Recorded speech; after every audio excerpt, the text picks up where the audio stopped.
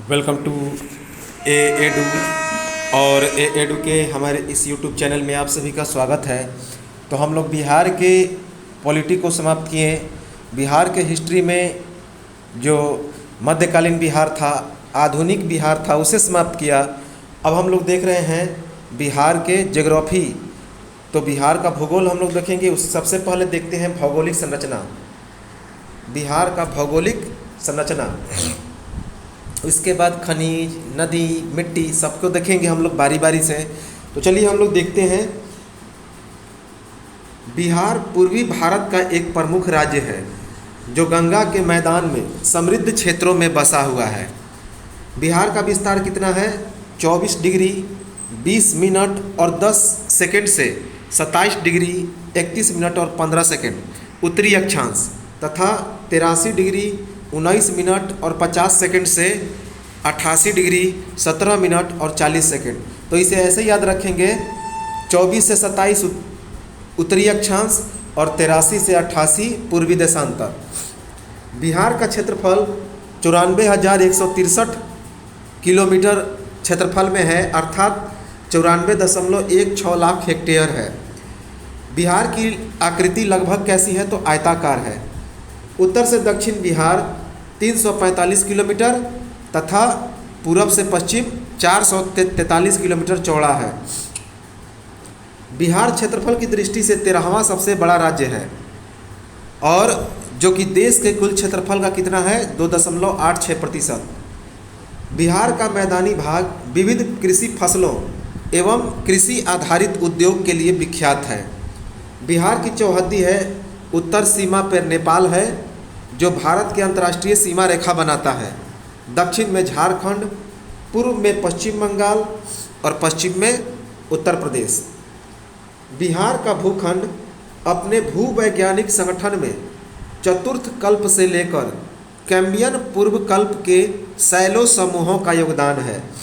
बिहार का जलोढ़ मैदान संरचनात्मक दृष्टि से सबसे नवीन संरचना वाला क्षेत्र है। तो बिहार का जलोढ़ मैदान कैसा है? संरचनात्मक दृष्टि से सबसे नवीनतम संरचना वाला क्षेत्र है। उत्तर बिहार का मैदान चतुर्थ कल्प से, उत्तरी चंपारण तृतीय कल्प से। तो उत्तर बिहार का मैदान चतुर्थ कल्प से, उत्तरी चंपारण तृतीय कल्प से, औरंगाबाद विंध्य कल्प से है।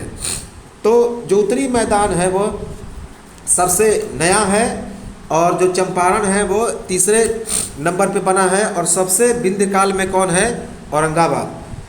बिहार के उत्तर पश्चिम में शिवालिक का पर्वतीय भाग एक छोटा क्षेत्र है जिसका कुल क्षेत्रफल कितना है? शिवालिक का 932 किलोमीटर। शिवालिक की पहाड़ियों की 3 उपविभाजन है। तो शिवालिक की पहाड़ियों को 3 भागों में विभाजित किया गया है। पहला रामनगर दून। पहला क्या है? तो रामनगर दून है। दून का मतलब द्वार होता है। छोटी छोटी पहाड़ियों का क्रम जो 214 किलोमीटर क्षेत्रफल फैला है। इसकी अधिकतम ऊंचाई कितनी है? 240 मीटर, जिसे दक्षिण के श्रेणी के रूप में देखा जा सकता है। तो भारत की सबसे उत्तर पश्चिम का दक्षिणी क्षेत्र है रामनगर दून, जिसका फैलाव है 214 किलोमीटर में और इसकी ऊंचाई 240 मीटर है। इसके बाद है सोमेश्वर श्रेणी। इसका विस्तार पश्चिम में त्रिवेणी नहर की शीर्ष भाग से भिखना ठोड़ी तक लगभग 75 वर्ग किलोमीटर है।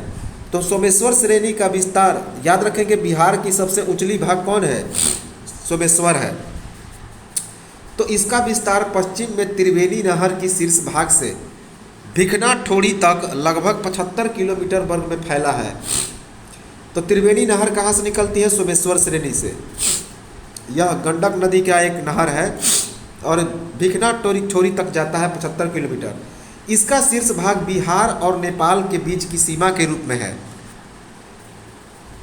तो इसका जो शीर्ष भाग है बिहार और नेपाल के बीच सीमा के रूप में है। सोमेश्वर श्रेणी की सबसे सर्वोच्च चोटी कितनी मीटर है? तो 874 मीटर। सोमेश्वर श्रेणी के क्षेत्र में कई दर्रे हैं जो नदियों के बहाव के कारण बने हैं, जिसमें सोमेश्वर, भिखना ठोड़ी, और मखात प्रमुख हैं, जिनसे बिहार तथा नेपाल का संपर्क बनता है। इसके बाद है दून घाटी। तो 24 किलोमीटर लंबी और गंगा के जलोढ़ मैदान से ऊंचे सोमेश्वर और रामनगर के बीच स्थित इस घाटी को हरहा घाटी भी कहा जाता है। तो दून घाटी को हरहा घाटी भी कहा जाता है, जो 24 किलोमीटर लंबी है और गंगा के जलोढ़ मैदान से ऊंची सोमेश्वर और रामनगर पहाड़ी के बीच में स्थित है। गंगा का मैदानी क्षेत्र उत्तर में नेपाल से लेकर दक्षिण में झारखंड के छोटा नागपुर तक फैला हुआ है। गंगा के मैदान का क्षेत्रफल 45,000 वर्ग किलोमीटर है, जो बिहार के भूखंड का लगभग कितना है, आधा है। गंगा के मैदान की लंबाई, इसकी सहायक नदियां तथा इसमें प्रवाहित होने वाली प्रणाली अपवाद से हुई है।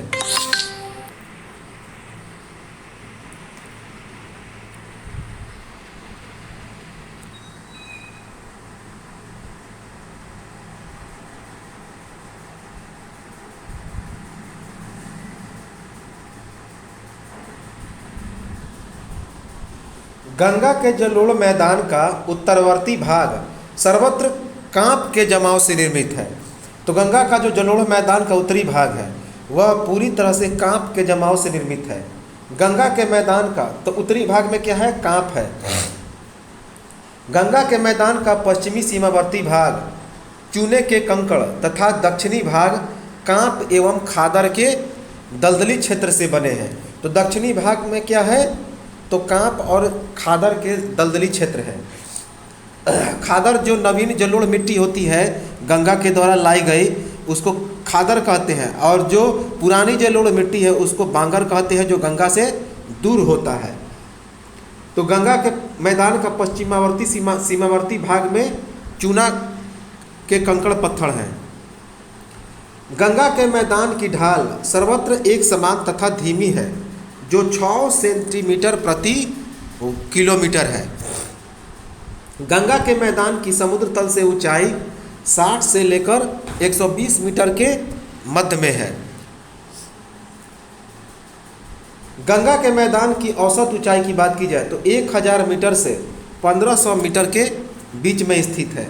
गंगा के उत्तर में स्थित उत्तरी बिहार का मैदान घाघरा, गंडक, बागमती, बूढ़ी गंडक और कोसी नदियों के बहने का क्षेत्र है, जिसमें घाघरा गंडक दोआब, गंडक कोसी दोआब और कोसी महानंदा दोआब है। ये सभी उत्तर में है गंगा के। गंगा के सहायक नदियों के मध्य बाढ़ की विशेष आकृति होती है, जिसे क्या कहते हैं, दियारा कहते हैं, उसे दियारा कहते हैं। तो गंगा के सहायक नदियों के बीच जो बाढ़ की स्थिति रहती है, जल का जमाव रहता है, उसे ही दियारा कहा जाता है। गंगा और उसकी सहायक नदियों के द्वारा चौर और छारण का निर्माण होता है। तो जो जैसे ये नदियाँ इस तरह से बहती है, बहते बहते कहीं पे ज़्यादा जल का जमाव हो जाता है तो एक दलदली क्षेत्र बन जाता है, जिसे ही चौर कहते हैं। गंगा के मैदान के उत्तर में दलदली भूमि की लंबी मेखला पाई जाती है, जिसके मध्य स्थित नदी घाटियों एवं उच्च भूमियों से विघ्न उपस्थित होता है। दलदल भूमि युक्त विस्तृत पेटी के नीचे विस्तृत निम्न भूमि का क्षेत्र है, जहाँ पे दलदली क्षेत्र होता है। गंगा के मैदान का दक्षिणी सीमांत क्षेत्र सबसे ऊंचा है, जो पश्चिम में सबसे अधिक है। तो गंगा के मैदान का जो दक्षिणी सीमांत है वो क्या है, सबसे ऊंचा होता है, जो पश्चिम में सबसे ज़्यादा होता है। जैसे कि यहाँ पे जो रोहतास और कैमूर का इलाका है उस तरफ गंडक, बूढ़ी गंडक, कोसी, महानंदा नदियों के द्वारा लाई गई मिट्टी और रेत से निर्मित जलोढ़ पंख का क्षेत्र होता है, जहाँ पर ये नदियाँ अपना प्रवाह बदलते रहती है। गंगा नदी के दक्षिणी तट से छोटा नागपुर पठार के उत्तर तक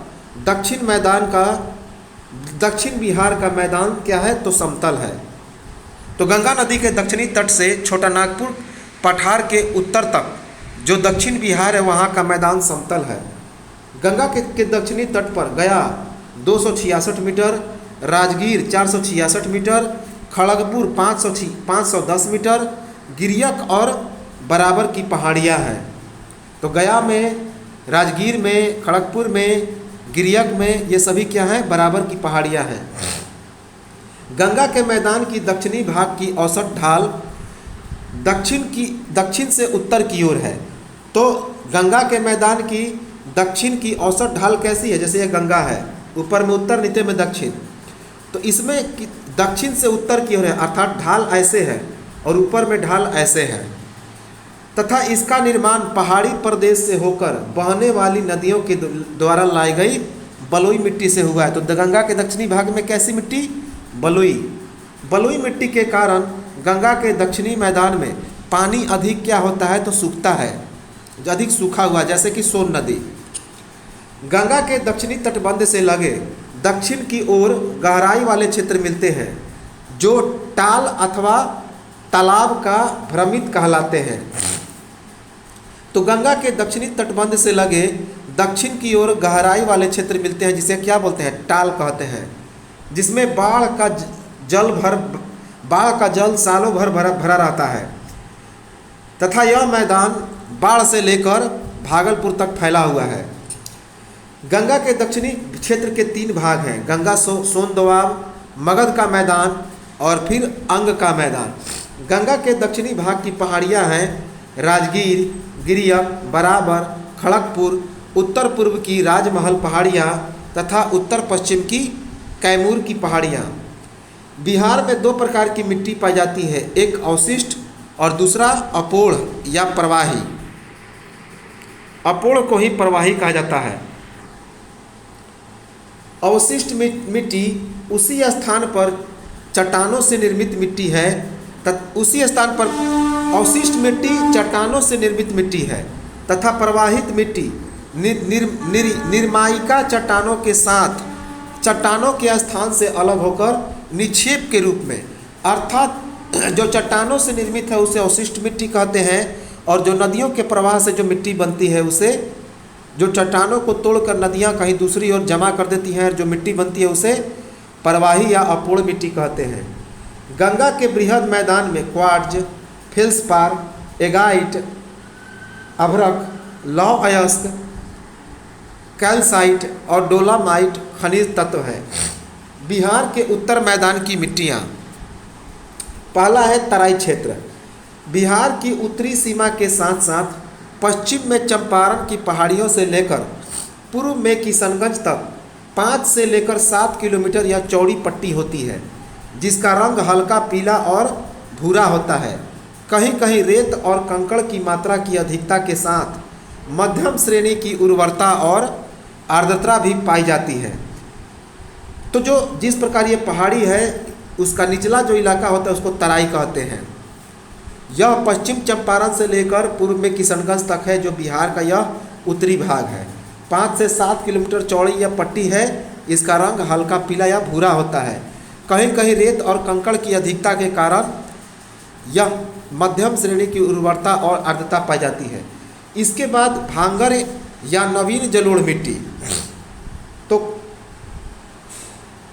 तराई मिट्टी की पट्टी की दक्षिण में भांगर मिट्टी का क्षेत्र है जिसका सर्वाधिक विस्तार पूर्णिया और सहरसा जिले के कोसी क्षेत्र तक है। दरभंगा और मुजफ्फरपुर के बाद चंपारण के उत्तरी पश्चिम भाग की मिट्टी जो चूना रहित और क्षार रहित है, इसका रंग गाढ़ा भूरा या काला होता है जो उर्वरा शक्ति से परिपूर्ण है और उचित सिंचाई होने पर धान, जूट, गेहूं के लिए उपयुक्त होता है। इसके बाद भांगर के बाढ़ का क्षेत्र बल सुंदरी मिट्टी का है। तो भांगर क्या है? नवीन जलोढ़ मिट्टी होता है और भांगर के बाद का जो क्षेत्र है उसे बल सुंदरी मिट्टी कहते हैं जो पूर्णिया के दक्षिणी भाग से आरंभ होकर सहरसा, दरभंगा और मुजफ्फरपुर के दक्षिणी भाग को घेरता हुआ पूरे सारण जिला तथा चंपारण के दक्षिणी पश्चिमी भाग में फैला है।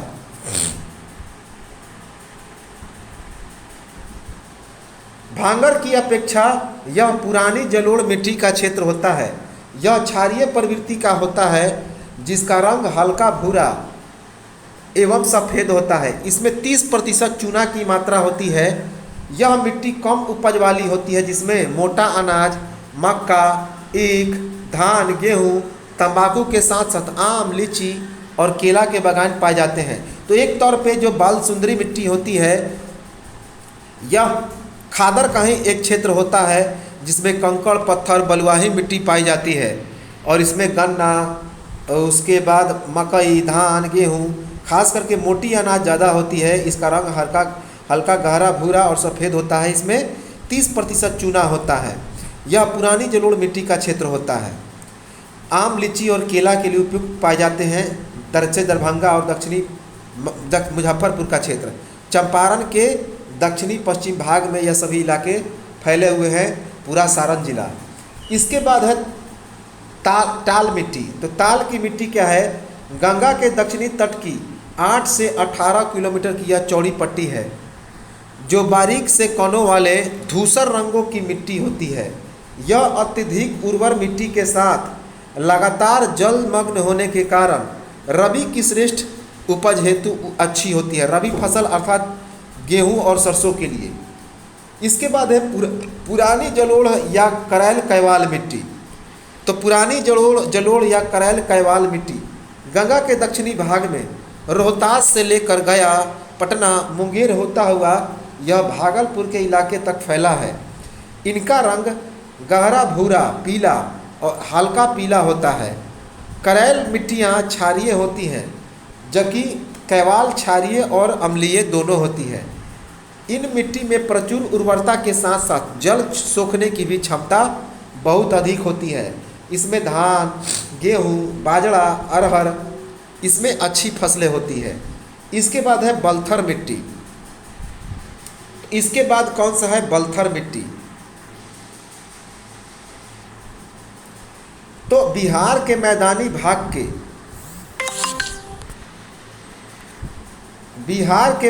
भाग के गंगा के मैदान की दक्षिणी सीमा से जहां छोटा नागपुर पठार की हिस्सा आरंभ होता है, वहां पे बलथर मिट्टी का विस्तार पाया जाता है। पश्चिम में कैमूर श्रेणी के निकट से पूरब में राजमहल की उच्च भूमि तक 8 से लेकर 15 किलोमीटर की चौड़ी पट्टी में इस मिट्टी का विशाल क्षेत्र है। इसका रंग पीलापन लिए हुए लाल एवं प्रकृति कैसी होती है? अम्लीय होती है।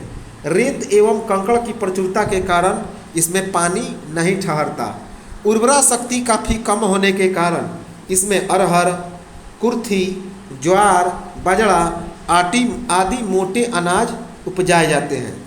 बिहार का क्षेत्र बंगाल के मानसून जलवायु की शाखा से प्रभावित होता है। तो बिहार में कौन सी जलवायु है? मानसूनी। बिहार भारत के उत्तरी मैदान के जिस जलवायु क्षेत्र में स्थित है उसके पूर्वी भाग में आर्द्र तथा पश्चिमी भाग में अर्ध शुष्क जलवायु है। बिहार का अधिकांश भाग कर्क रेखा से गुजरता है तथा इसका अधिकतम तापमान कितना रहता है? 45 डिग्री से ऊपर रहता है।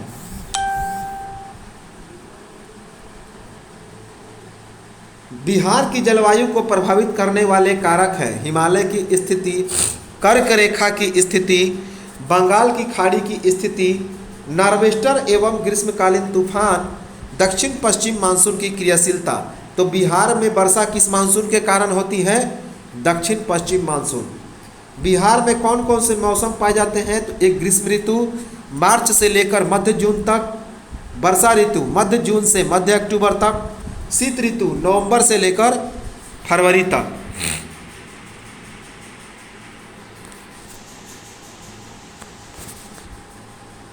बिहार में अप्रैल एवं मई महीने में सूर्य उत्तरायण रहता है तथा तेज धूप के कारण गर्मी अधिक बढ़ती है।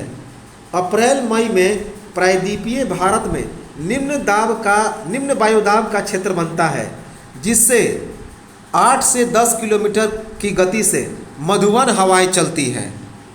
बिहार के मैदानी भागों में 8 से 16 किलोमीटर प्रति घंटे के हिसाब से लू, जिसे गर्म हवा कहते हैं, वो चलती है। बिहार में नॉर्वेस्टर या चक्रवाती तूफान मई जून के महीने में बंगाल की खाड़ी से चलती है। बिहार में वर्षा ऋतु दक्षिण पश्चिम मानसून के आगमन के साथ ही मध्य जून तक होता है। कब? मध्य जून तक। दक्षिण पश्चिम मानसून मूलतः हिंद महासागर के दक्षिणी विस्तार में उत्पन्न होता है और अरब सागर से होता हुआ प्रायद्वीपीय भारत में प्रवेश करता है। और इसी कारण और यही बिहार में क्या होता है, बिहार में भी प्रवेश करता है। बिहार में मानसून का प्रभाव कब तक रहता है? 15 अक्टूबर तक। बिहार के मैदानी भाग में जुलाई माह में औसत तापमान 34 डिग्री सेल्सियस से सितंबर एवं अक्टूबर माह में 30 डिग्री सेल्सियस के आसपास रहता है, जिसमें उमस एवं उष्णता के साथ हैजा, मलेरिया, आंत्रशोथ, डेंगू ज्वर जैसी बीमारियां हो जाती है। माह अक्टूबर से नवंबर तक का काल मानसून प्रत्यावर्तन का काल होता है, अर्थात मानसून को जाने का काल होता है, जिस समय का मौसम शीतल एवं सुहावना होता है और सर्दी गर्मी हल्की हल्की लगती है, अर्थात हल्का हल्का सर्द आ जाता है। और उत्तर भारत के साथ बिहार में मानसून पूरी तरह से समाप्त हो चुका होता है। अक्टूबर से नवंबर के समय वायुमंडल में शेष बची हुई आर्द्रता वातावरण में बढ़ने लगती है और तापमान घटने लगती है और मंद गति से हवा विपरीत दिशा में बहने लगती है, जिसे मानसून प्रत्यावर्तन कहते हैं। शरद ऋतु शीत ऋतु के आगमन की पृष्ठभूमि है। शरद ऋतु क्या होता है? शीत ऋतु के आगमन को बताता है कि ठंडा आने वाला है। बिहार में नवंबर से फरवरी तक का समय शीत ऋतु का होता है, जिसमें आकाश शांत रहता है, स्वच्छ किरणें, मंद पछुआ हवा रहती है।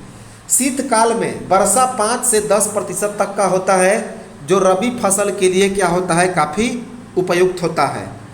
इससे नवंबर में तापमान 19.6 डिग्री सेल्सियस से लेकर 22.2 डिग्री तक पाया जाता है। जनवरी सर्वाधिक ठंडा होता है, जहां उस समय औसत तापमान 7.5 डिग्री सेल्सियस से लेकर 10.5 डिग्री सेल्सियस तक रहता है।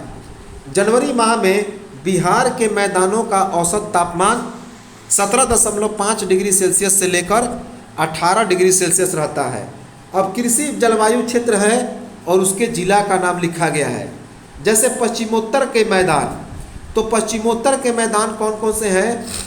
पश्चिम चंपारण, पूर्वी चंपारण, सारण, सिवान, मुजफ्फरपुर, वैशाली, सीतामढ़ी, मधुबनी और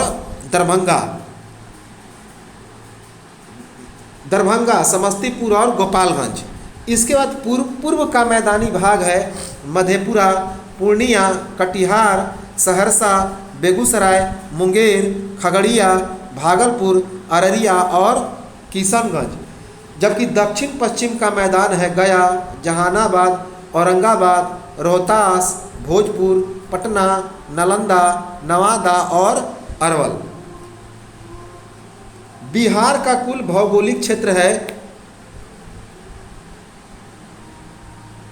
93,59,568 किलोमीटर, 93,59,568 हेक्टेयर।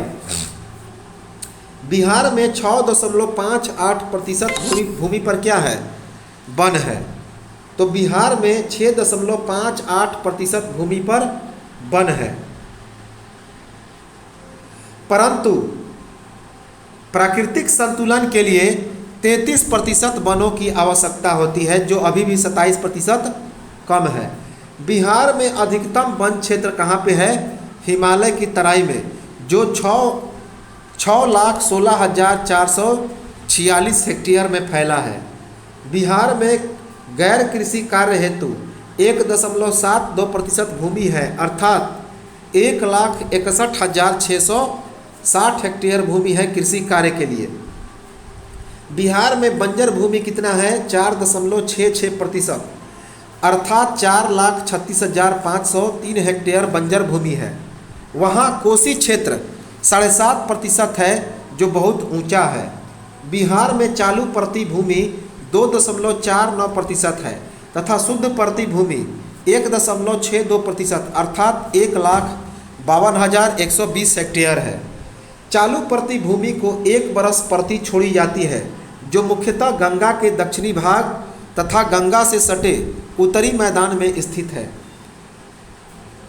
तथा चालू प्रति भूमि को 2 से 5 बरस प्रति छोड़ी जाती, जो प्रति भूमि है उसे 2 से 5 बरस प्रति छोड़ी जाती है, जो मुख्यतः कोसी प्रभावित क्षेत्र सहरसा, पूर्णिया और दरभंगा इत्यादि क्षेत्रों में है। बिहार में कुल बोआई उपयुक्त क्षेत्र 59.86% है, जो 5,60,000, 56 लाख और 5,56,03,205 हेक्टेयर है। बिहार में अस्थायी चारागाह 0.20% है, जो 19,227 हेक्टेयर है तथा कुल उपज क्षेत्र 8.8490% है, अर्थात 79,46,435 हेक्टेयर है। बिहार में कृषि योग्य भूमि 40.13% है, अर्थात 37,56,363 हेक्टेयर है। अब हम लोग आते हैं वन एवं पर्यावरण पर। बिहार के वन एवं पर्यावरण। बिहार को भौगोलिक परिस्थितियों के अनुरूप 2 भागों में बांटा गया है। एक गंगा का उत्तरी मैदान जो हिमालय की तराई में स्थित है, हिमालय की तराई से गंगा के दक्षिण में गंगा नदी तक है, जबकि एक दूसरा है गंगा का दक्षिणी मैदान जो गंगा से लेकर छोटा नागपुर पठार तक है। अर्थात ये गंगा जो है बिहार को 2 भागों में बांटती है, इधर का दक्षिणी भाग, इधर का उत्तरी भाग। तो ये नेपाल के तराई से जो ये इलाका है उसको हम लोग उत्तरी मैदान, और ये जो छोटा नागपुर का पठार है इसे दक्षिणी मैदान कहा जाता है।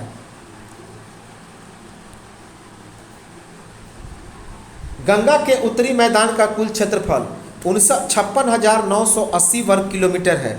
जहाँ की मिट्टी कैसी है तो जलोढ़ मिट्टी है, जहाँ की मिट्टी जलोढ़ है। गंगा के उत्तर मैदान के उत्तर पश्चिम की ओर घने जंगल है, जिसमें साल के वृक्ष सबसे ज़्यादा हैं तथा छोटी पहाड़ियाँ और जल निमग्न भूमि है, जो भारत के पश्चिम बंगाल के अतिरिक्त अन्य कहीं पर भी देखी नहीं जा सकती। गंगा का जल निमग्न भूमि 40,000 हेक्टेयर में फैला है, जो मछली पालन और सिंचाई के लिए उत्तम साधन है। गंगा का दक्षिणी मैदान कैसा है? उपजाऊ है तथा इस क्षेत्र में सोन, पुनपुन और फल्गु आदि नदियाँ पठारी क्षेत्र से निकलकर गंगा के मैदानी भाग से होकर उत्तर दक्षिण दिशा में क्या होती है? बहती है। गंगा का दक्षिणी क्षेत्र कम बाढ़ वाला क्षेत्र है और बहुत उपजाऊ है, और सोन कमांड की नहरों से सिंचाई के कारण भारी मात्रा में यहाँ पे चावल की खेती भी होती है। जैसे कि रोहतास का क्षेत्र, भोज शाहाबाद का क्षेत्र, ये सभी धान के कटोरा कहे जाते हैं, जो गंगा के दक्षिणी इलाके में स्थित है। शाहाबाद, आरा, रोहतास, ये सभी क्षेत्र कृषि उत्पादकता खासकर चावल उत्पादन में सबसे आगे है। विश्व संरक्षण नियंत्रण केंद्र के अनुसार कुल 16 लाख जैविक जातियां अथवा प्रजातियां हैं, जिसमें से लगभग 8% प्रजाति भारत में ही पाई जाती है, तो लगभग आधा। भारत में सबसे अधिक जैव विविधता कहाँ पे है? बिहार में है। हिमालय की तराई के पश्चिमी चंपारण में सीसो, तून, कपास, कुसुम और महत्वपूर्ण वनस्पतियां पाई जाती हैं। सवाई घास और बांस सहित अन्य झाड़ और घास नुमा वनस्पति भी पाए जाते हैं। हिमालय की तराई के पहाड़ी क्षेत्र उष्णकटिबंधीय वृक्षों और वनस्पतियों से भरे पड़े हैं। तो हिमालय की तराई में कैसे वृक्ष हैं? उष्णकटिबंधीय वृक्ष और वनस्पतियां हैं।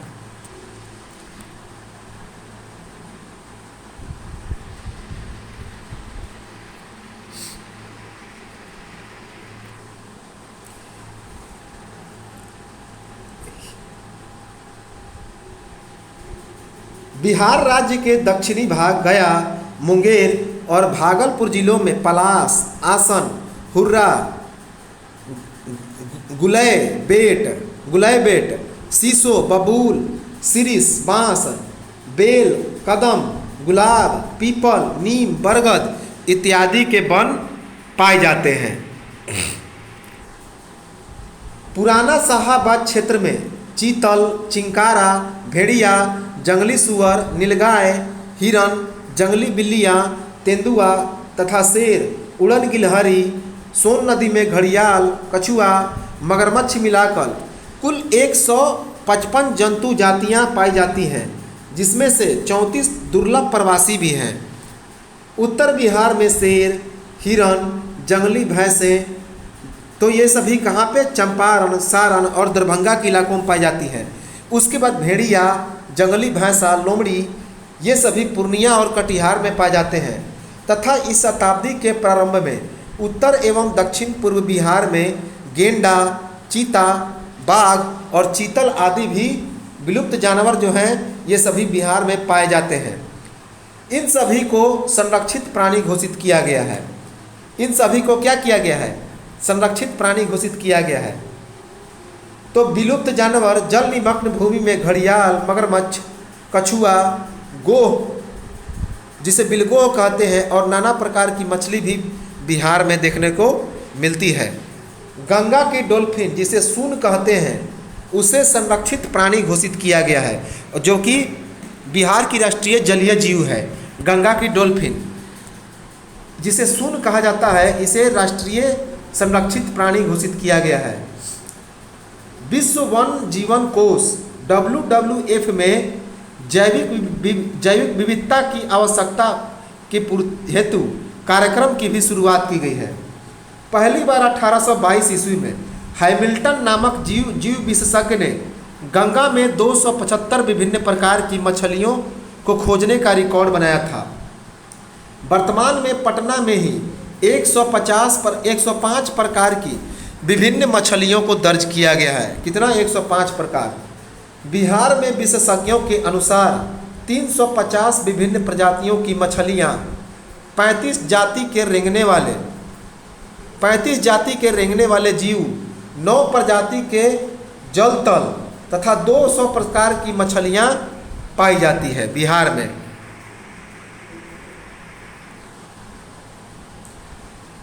बिहार के सकल घरेलू उत्पाद में 82% आय कृषि, वन और खनिज संपदाओं से प्राप्त होती है।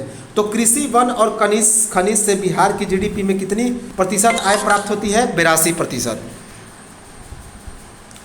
कुल राजकीय आय का 10%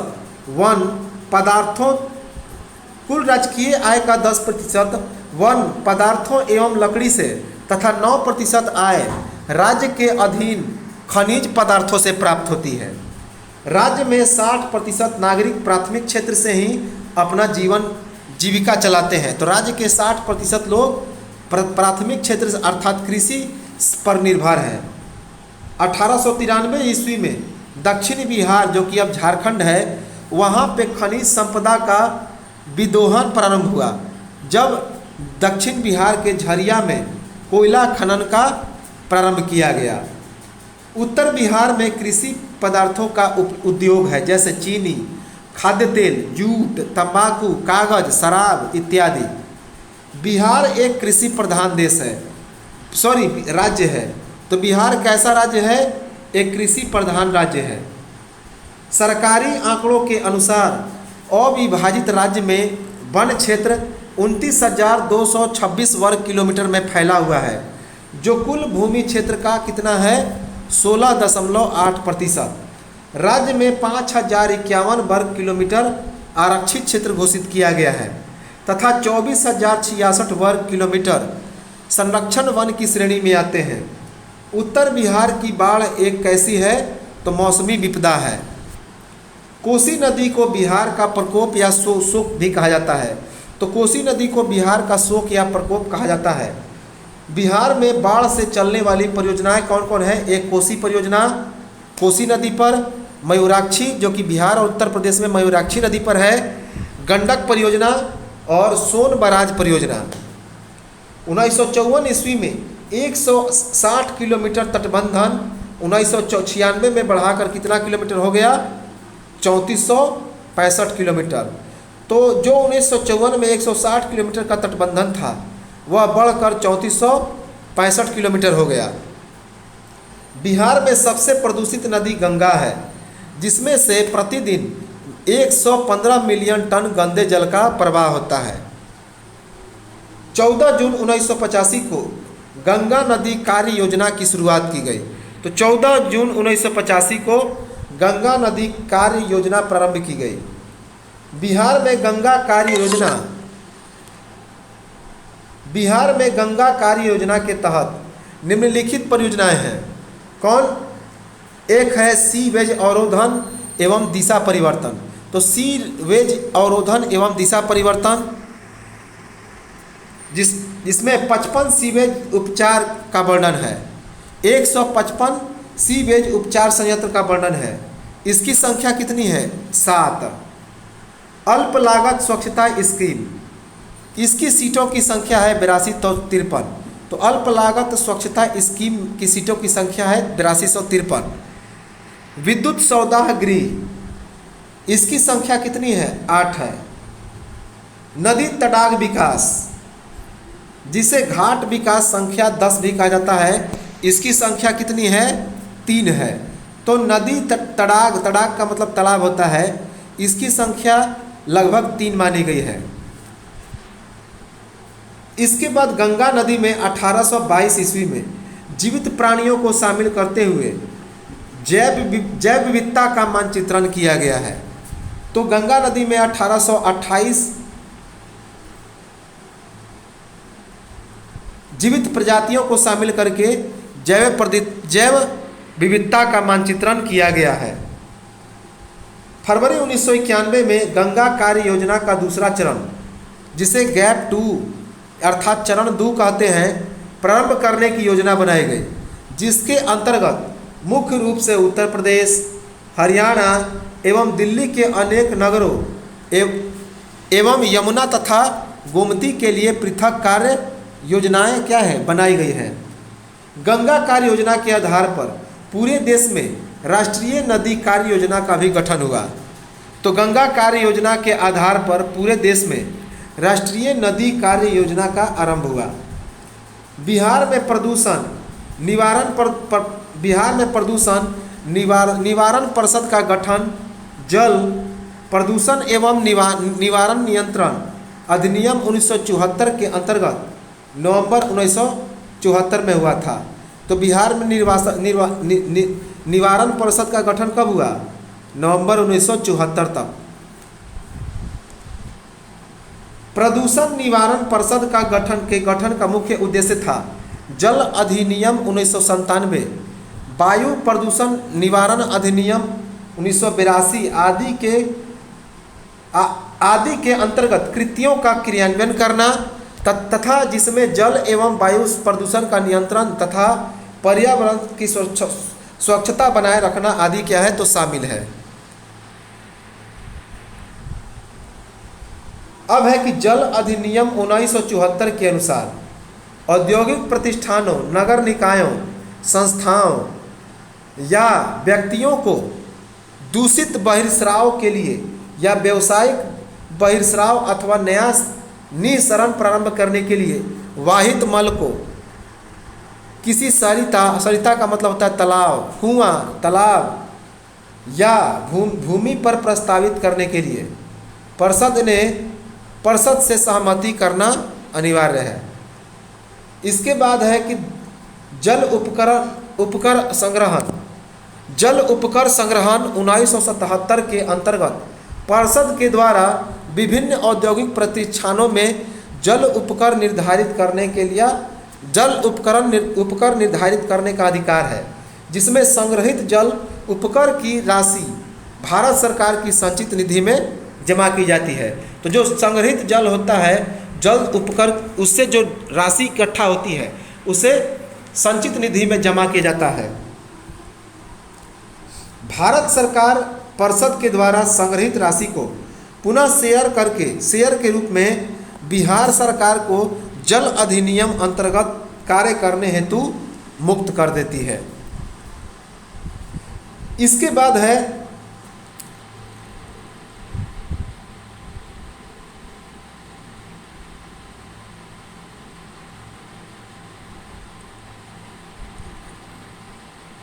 है कि जल उपकर 1977 के अंतर्गत परिषद के द्वारा अपीलीय प्राधिकार कमेटी का भी गठन किया गया है।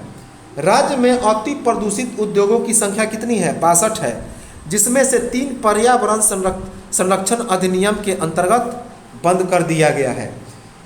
वायु प्रदूषण निवारण एवं नियंत्रण अधिनियम के अंतर्गत कोई भी औद्योगिक पदार्थ बिना पार्षद की सहमति के कार्य करना आरंभ नहीं करती। पार्षद वायु की मूल्यांकन और निगरानी भी करता है। जो पार्षद है वह वायु की मूल्यांकन और उसके बाद उसकी निगरानी भी करता है।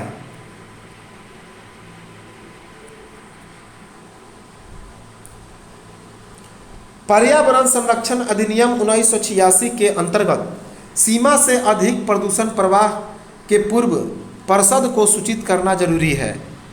परिषद को पूरी सूचित करना जरूरी है। इसके अंतर्गत किसी भी व्यक्ति या संस्था, जिसमें उद्योग भी शामिल होता है, के द्वारा खतरनाक वस्तुओं के प्रवाह पर प्रतिबंध लगा दिया गया है, अर्थात हथियार नहीं रखना है।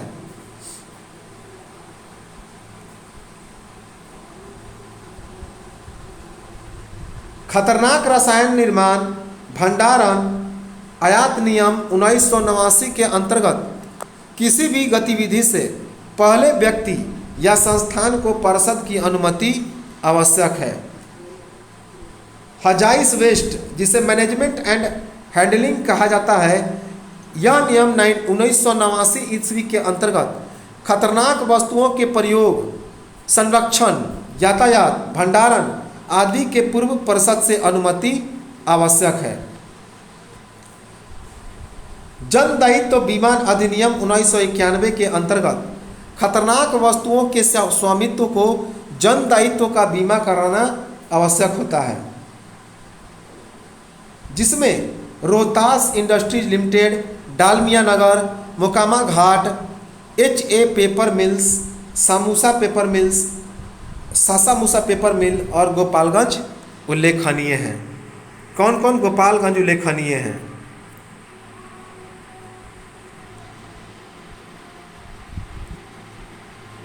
उन्नीस सौ 88 ईस्वी में मिशनरी स्कूल के छात्रों तथा शिक्षकों की सहायता से तरु मित्र अर्थात पेड़ के दोस्त नामक एक संस्था का भी जन्म हुआ। तो तरु मित्र अर्थात जिसे पेड़ का दोस्त कहते हैं।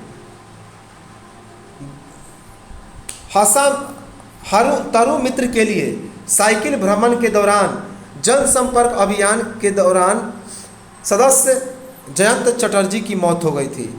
तो जयंत चटर्जी की मौत इसी तरु मित्र के लिए साइकिल भ्रमण के दौरान हो गई थी। इसके बाद है वनों के प्रकार। तो वनों के बिहार में कितने प्रकार हैं?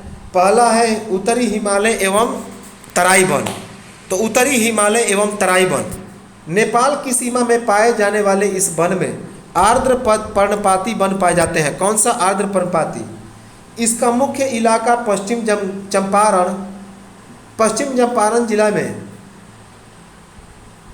चंपारण जिला में सोमेश्वर और दून की पहाड़ियाँ तथा पूर्णिया और सहरसा का तराई क्षेत्र आता है। वर्षा की अधिकतम औसत मात्रा 160 सेंटीमीटर से भी अधिक होती है।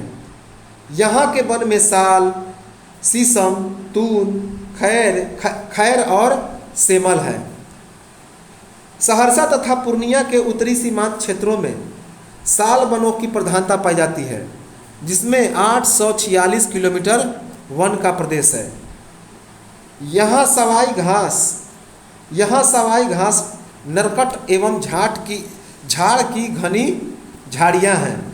भारत नेपाल सीमा से सटे वन पट्टी की लंबाई कितनी है? 910 किलोमीटर। 910 किलोमीटर भारत नेपाल की सीमा की वन पट्टी है, वनों का क्षेत्रफल है।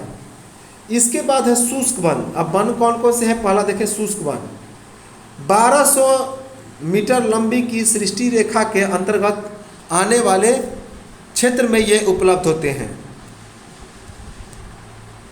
बिहार के गया, दक्षिणी मुंगेर तथा दक्षिणी भागलपुर इसके क्षेत्र हैं। अमलता, शीशम, आबनूस, महुआ, खैर, पलास,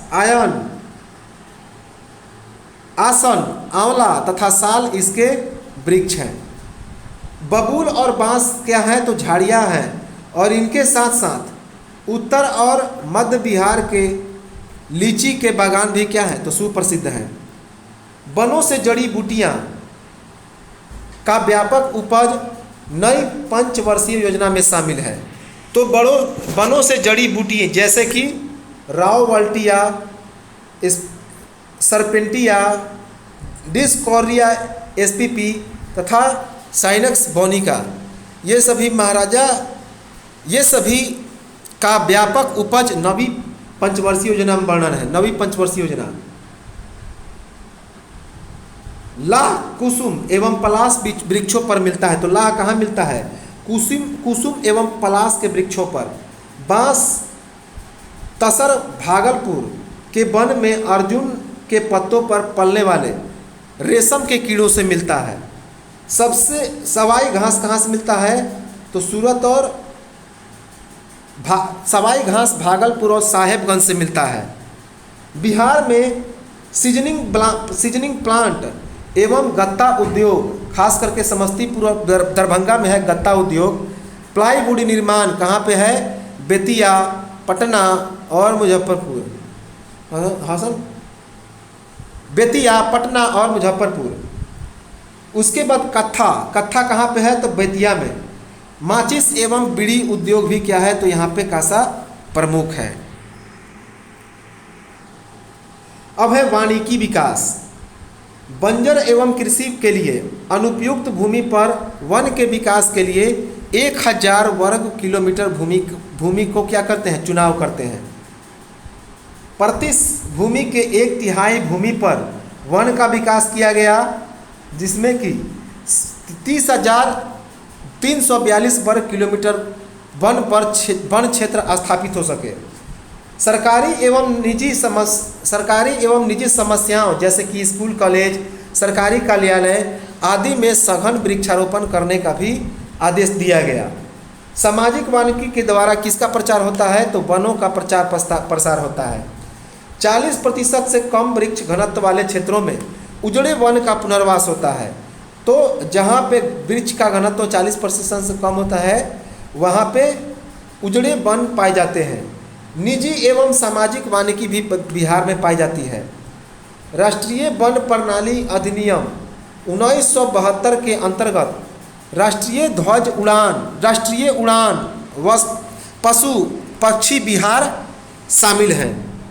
राज्य में वन उत्पादन निर्माण हेतु लकड़ी तथा वन संबंधित अन्य सामग्रियों के संग्रहण तथा विपणन का एकाधिकार कहाँ पे हो गया तो बिहार राज्य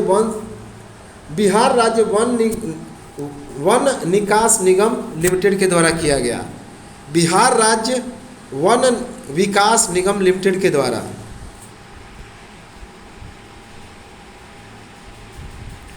अब हम लोग आते हैं खनिज संपदा की ओर।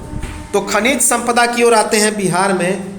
तो गंगा के दक्षिणी क्षेत्र से लेकर झारखंड राज्य के उत्तरी पठारी क्षेत्र तक जो भूमि है वो दोमट और क्वाटनरी शैली में फैली हुई है। गंगा एवं दक्षिणी पूर्व क्षेत्र में आंशिक युवा के सैल गया, नवादा, नालंदा, मुंगेर, जमुई, भागलपुर और बांका में पाए जाते हैं। जमुई जिला के सोनो प्रखंड के करमटिया रानी पहाड़ी, बदमारिया मरही पहाड़ी, दबचारी गांवों की राज्यश्री भूगर्भ सर्वेक्षण विभाग ने 1992 से 1993 ईस्वी में सोना के खनन के लिए क्या किया तो चिन्हित किया था। भूगर्भ सर्वेक्षण विभाग ने राजधानी के बथानी ज्वालामुखी क्षेत्र के कबूतरा और नुकिया पहाड़ मैसोन की खान की पुष्टि की। किसकी? मैसोन। भूमि सर्वेक्षण विभाग अर्थात GSI।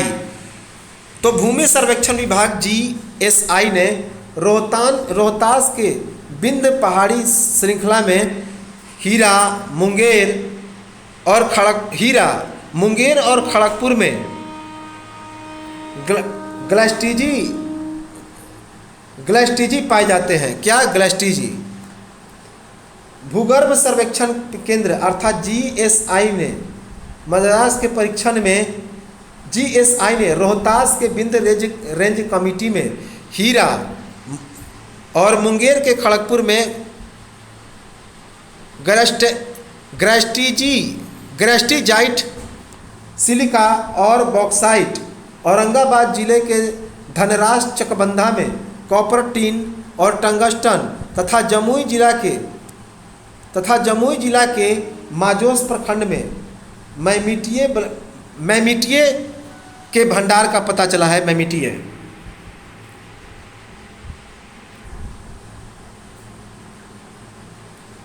कैमूर रोहतास क्षेत्र में पाइराइट का विशाल भंडार है, जहां आम तौर पर दक्षिणी भाग का जो क्षेत्रफल है 1255 स्क्वायर वर्ग किलोमीटर है तथा 50 मीटर मोटा इसका कार्बोनीसियस ब्लैक सॉइल है। तो 50 मीटर तक काली मिट्टी का एक परत पाया जाता है, याद रखेंगे। कैमूर रोहतास क्षेत्र में पाइराइट खनिज पाइराइट खनिज कौन होती है? 1 मीटर होती है, जिसमें 40% तक सल्फर उपस्थित रहता है, तभी तो उसके गंध से पता लगाया जाता है। कैमूर रोहतास का पाइराइट प्रोटोजाइक कैमूर रोहतास का जो पाइराइट है वह प्रोटोजाइक युग का है, जिसका इस्तेमाल 16वीं से 17वीं शताब्दी में अभी अस्त्र प्रज्वलित करने में लोहा तथा सल्फेट निकालने में होता था। पाइराइट का रंग हल्का पीला होने के कारण इसे प्रोस गोल्ड भी कहा जाता है। क्या कहा जाता है? Pros gold. वर्तमान में पाइराइट का उपयोग कागज उद्योग, सल्फ्यूरिक अम्ल, सेमीकंडक्टर, रेडियो सिल्वर के लिए खनिज डिटेक्टर तथा कम लागत के फोटो एडिटिंग, फोटो वोल्टेज सामग्री तथा सौंदर्य की गहने बनाने में किया जाता है। इसके बाद है धात्विक खनिज। तो बॉक्साइट जो कि खड़गपुर पहाड़ियों के क्षेत्र में पाया जाता है। सोना जो जमुई के करमटिया के क्षेत्र में पाया जाता है। इसके बाद अधात्विक खनिज में जैसे कि चूना पत्थर रोहतास में, पाइराइट रोहतास में, अभरख जमुई में, चीनी मिट्टी भागलपुर और बांका में। क्वार्ट्ज जो जमुई, गया और नवादा में पाया जाता है। स्लेट जो कि मुंगेर में पाया जाता है, और सोरा बेगूसराय, समस्तीपुर, मुजफ्फरपुर, सारण और पूर्वी चंपारण में पाए जाते हैं। गर्म पानी कहाँ पे पाए जाते हैं? मैसूर के तंजावुर में, मैसूर के तंजौर या तंजावुर में।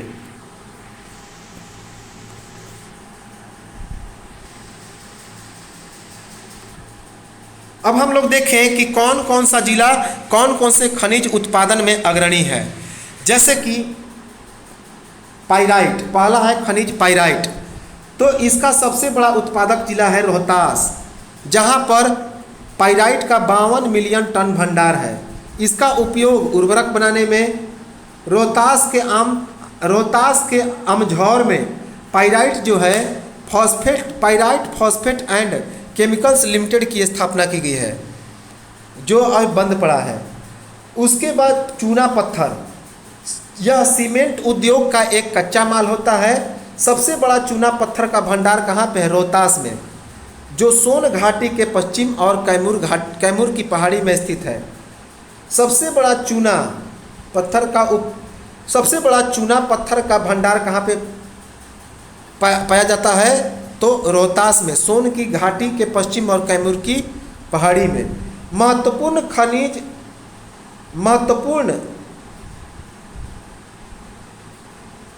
मजर स्रोत, तो महत्वपूर्ण खनिज स्रोत बिहार के पश्चिमी भाग में बिंद के शैल समूह में पाए जाते हैं। तो महत्वपूर्ण खनिज स्रोत बिहार के पश्चिमी भाग में बिंद श्रेणी के समूह में पाए जाते हैं। मुख्य उत्खनन केंद्र है रोहतासगढ़, चूनाहट्टन, उसके बाद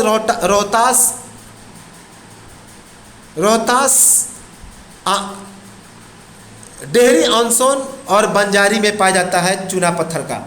इसके बाद अभ्रक जिसे माइका कहते हैं, यह विश्व का सबसे उच्च कोटि का अभ्रक नवादा से शुरू होकर झारखंड के गिरिडीह तक 40 किलोमीटर में फैला हुआ है। तो विश्व में सबसे उच्च कोटि का अभ्रक कहाँ पे है? तो बिहार में। यह बिहार के नवादा जिले से शुरू होकर झारखंड के गिरिडीह तक 14 बरस चला जाता है। वर्ग किलोमीटर में इसका लंबाई 145 किलोमीटर और चौड़ाई 32 किलोमीटर है।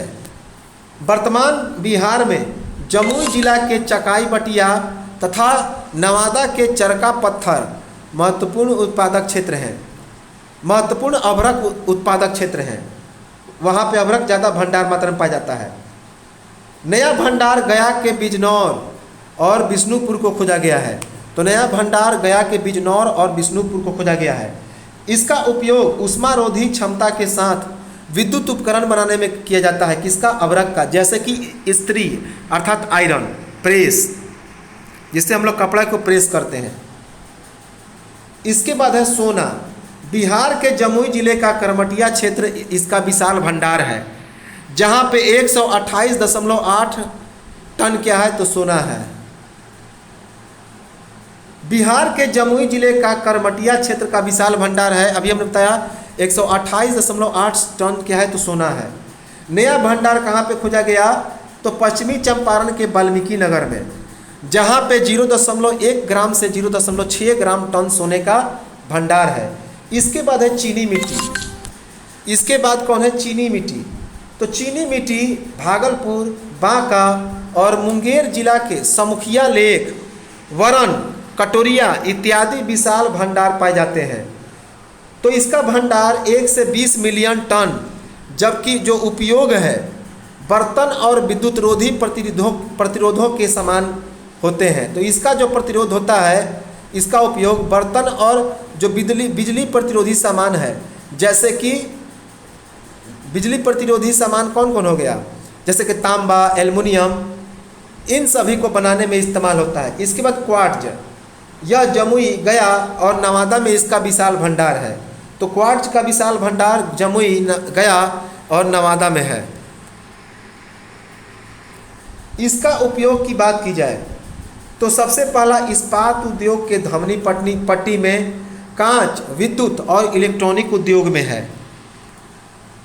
फेल्सपार, इसका उपयोग पर्वत की श्रेणी, इसका उपयोग बर्तनों पर एनामेल, विद्युत रोधी उपकरण, कृषि कृत्रिम दांत बनाने में, कुछ क्षारीय फेल्सपार का उपयोग चमक एवं वर्ण विलास के होने के कारण, इसका उपयोग बनाने के कारण, तो कुछ क्षारीय फेल्सपार का उपयोग चमक एवं वर्ण विलास होने के कारण सनस्टोन, मूनस्टोन और एमेजॉन स्टोन बनाने में होता है।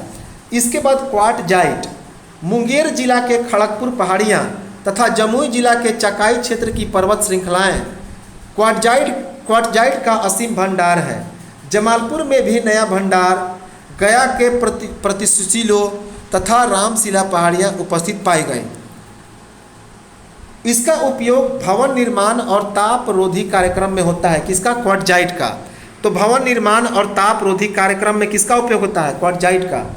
इसके बाद है बॉक्साइट। इसके बाद है बॉक्साइट, जो कि अल्युमिनियम का है अयस्क। मुंगेर के खड़गपुर में इसका विशाल भंडार है, अर्थात लगभग 1.5 मिलियन टन क्या है?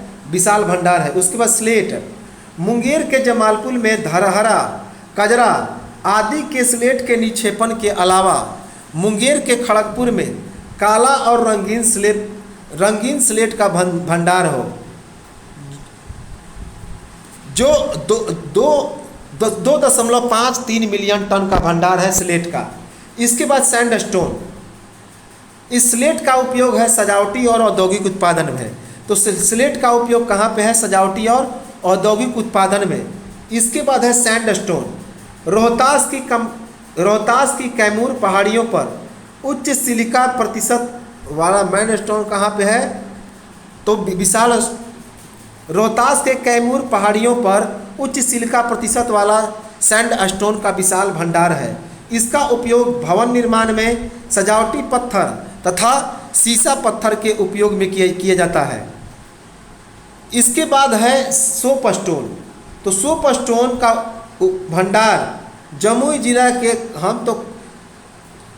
सोप स्टोन का जो भंडार है जमुई जिला के शंकरपुर में पाया जाता है। इसका उपयोग सौंदर्य प्रसाधन एवं पेंट उद्योग में होता है।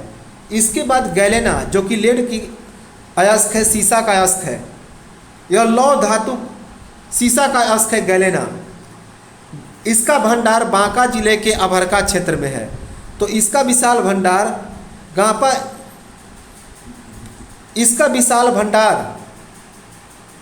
बांका जिले के अबरखवा क्षेत्र में है। इसका उपयोग आणविक संयंत्र निर्माण, पेंट एवं रसायन उद्योग में होता है। इसके बाद है सोरा। तो सोरा का भंडार बेगूसराय, समस्तीपुर, सारण और पूर्वी चंपारण में बहुत ज़्यादा मात्रा में है। सोरे का उपयोग विस्फोटक, उर्वरक एवं अन्य रासायनिक पदार्थ बनाने में होता है। इसके बाद है कीमती पत्थर। कीमती पत्थर का भंडार बांका जिले के कटोरिया क्षेत्र और जमुई जिले के चरका पत्थर क्षेत्र में पाया जाता है कि इसका उपयोग आभूषण और धार्मिक पद्धति में होता है। इसके बाद सजावटी ग्रेनाइट जिसका रंग काला और रंगीन होता है।